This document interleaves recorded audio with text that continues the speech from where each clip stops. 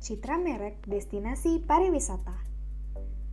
Peran citra dalam pemasaran destinasi menetapkan keputusan wisatawan, analisis citra dalam pariwisata. Umumnya, produk pariwisata adalah jasa dan hanya dapat bersaing melalui citra. Ada 4 implikasi bagi pemasar destinasi. Yang pertama, tidak berwujud dan resiko. Kedua, ketidakterpisahan dan keberagaman. Ketiga, kerentanan. Yang keempat, substitusi. Peran citra dalam pemasaran destinasi berhubungan dengan pembentukan citra atau image formation yang terdiri dari 5 unsur. Yang pertama ada the mind's defense, yaitu sudut pandang ini menyatakan bahwa jika konsumen memiliki citra yang kurang baik terhadap area sekitar destinasi, maka di situ peran DMO untuk menyederhanakan citra dengan mengembangkan gambar yang disederhanakan melalui beberapa cara, misalnya campaign melalui media terpercaya. Yang kedua ada associative network memory. Hal ini berhubungan dengan panca indera manusia secara fungsional dan psikologis. Setiap destinasi sebaiknya memberikan fitur unik di mana wisatawan bisa mengingat secara psikologis. Yang ketiga ada perception in reality. Hal nyata yang dirasakan oleh wisatawan yang nyata di konsekuensinya. Hal ini dapat diatasi dengan memberikan unsur nyata dalam media promosi, seperti video live report dari destinasi dan repost foto spontan yang diunggah oleh wisatawan. Yang keempat, ada organic and induced image, yaitu citra alami dan citra pemicu. Citra alami ini seperti media massa, pelajaran geografi, informasi sehari-hari, internet, media sosial, di mana semuanya terjadi secara alami. Citra pemicu adalah pengaruh promosi BTW yang diarahkan oleh para DMO. Yang terakhir ada cognition, effect, and condition.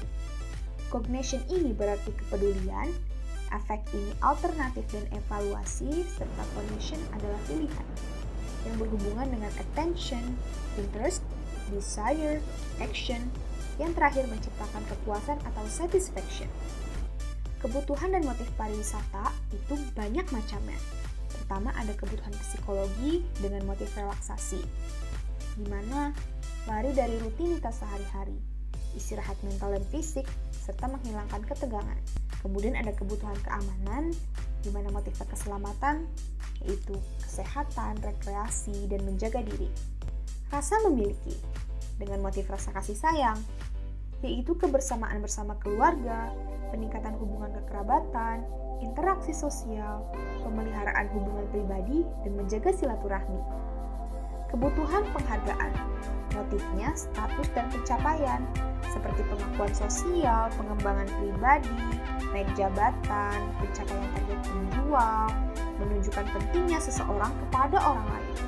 Kebutuhan aktualisasi diri dengan motif kejujuran pribadi, yaitu eksplorasi dan evaluasi diri untuk menemukan jati diri dan keinginan batin. Kebutuhan keingintahuan dengan motif pengetahuan, yaitu kultural, edukasi, ketertarikan pada area asing, dan suka tantangan. Yang terakhir ada kebutuhan estetika dengan motif apresiasi keindahan, yaitu terhadap lingkungan ataupun pemandangan. Dalam menetapkan keputusan wisatawan terdapat beberapa langkah, seperti tidak tersedia dan tidak menyadari, kemudian kesadaran, bangkit, peduli dan tidak peduli, opini, humor, dan pemilihan destinasi.